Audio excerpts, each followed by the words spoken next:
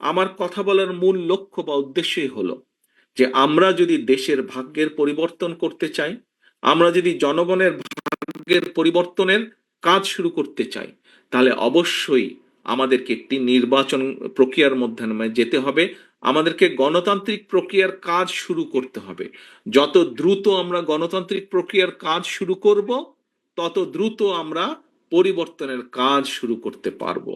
যত দ্রুত আমরা গণতান্ত্রিক প্রক্রিয়ার মাধ্যমে একটি নির্বাচিত সরকারের হাতে দায়িত্ব দিতে পারবো, তত দ্রুত আমরা দেশকে আরো ধ্বংস হয়ে যাওয়া থেকে রক্ষা করতে সক্ষম হব।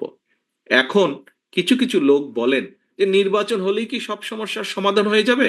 নির্বাচন হলেই সব সমস্যার সমাধান যে হয়ে যাবে আমরা তা বলছি না, কিন্তু নির্বাচন হলে যেটি হবে সেটি হচ্ছে জনগণের কাছে জবাব দিতে তারা বাধ্য থাকবে। তার ফলে এই যে সব সমস্যা যেগুলা বলছে সমস্যা কিছু কিছু মানুষ, সেই সমস্যাগুলোর সমাধানের পথ, গিট্টু জট আস্তে আস্তে আস্তে খোলা ধরবে।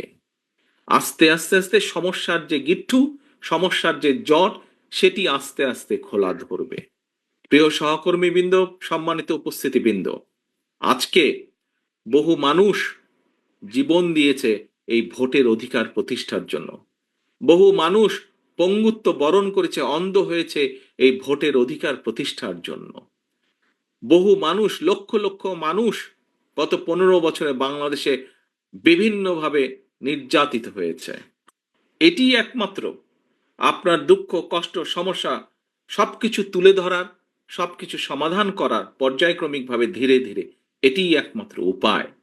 অর্থাৎ সরকারকে যদি, একটি সরকারকে যদি জনগণের মতো করে চলতে হয়, জনগণের দুঃখ দুর্দশা, জনগণের সমস্যার বিষয়গুলো যদি দেখভাল করতে হয়, তাহলে ওই সরকারকে অবশ্যই জনগণ দ্বারা নির্বাচিত সরকার হতে হবে। আবারও আমি একটি কথা বলি যে কোনো ব্যক্তি বলেন যে নির্বাচন হলেই কি সব সমস্যার সমাধান হয়ে যাবে।